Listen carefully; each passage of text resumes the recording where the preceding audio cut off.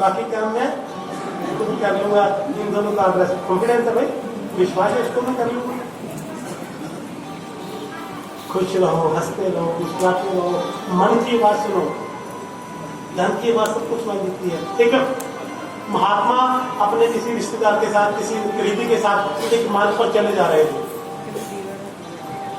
चलते चलते लड़के ने बाबा से कहा, बाबा आपको कोई आवाज सुनाई दी? आवाज कैसी थी? एक कोयल की आवाज, जैसे कोई सिक्का गिरा। महात्मा से कहकर लड़के ने पूछा, आपको कोई आवाज सुनाई थी? बाबा बोले, नहीं, मुझे तो कोई आवाज सुनाई नहीं थी। इधर देखा, उधर देखा, इधर देखा, उधर देखा। लड़के देखा सामने 5 का कॉइन पड़ा हुआ है। अरे नहीं देखो बाबा, इसकी आवाज थी। कॉइन उठाया और पॉकेट में डाल दिया। बाबा बोले, भाई तुम्हें सुनाई दी? मुझे नहीं सुनाई दी। पॉकेट में डाल दिया लड़के और चल दिया आगे। कुछ आगे गए, क्या देखा? फिर महात्मा ने पूछा कि बेटा तुझे कुछ आवाज सुनाई दी? कुछ सुनाई दिया तुझे? कहता नहीं, मुझे तो कुछ सुनाई नहीं दिया। अरे तुझे कुछ सुनाई नहीं दिया? नहीं, मुझे तो कुछ भी सुनाई नहीं दिया। अच्छा, बाबा ने इधर देखा, इधर देखा, इधर देखा, सामने क्या देखा? झाड़ियों में एक भंवरा, तितली, एक भंवरा फंसा हुआ था। उसके पर बरसा रहे थे। महात्मा उसके पास गए, बड़े आराम से उसको झाड़ियों में से, कांटे में से निकाला और मुक्त कर दिया, आजाद कर दिया। भंवरा उड़ गया।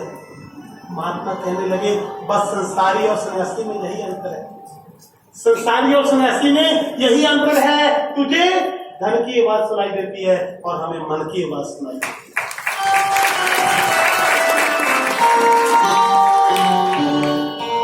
सब भाग्यशाली हैं, किस्मत वाले हैं, आज उसके नाम का गुणगान कर रहे हैं। बिना उसकी किस्मत से आज बहुत से लोगों ने मन बनाया होगा कि सत्संग में जाएंगे, वचन सुनेंगे, लेकिन आया कौन? कौन आया? जिसको मेरे कन्हैया ने बुलाया, जिसको मेरे बाबा ने बुलाया। बहुत लोग मन बना कर रह गए।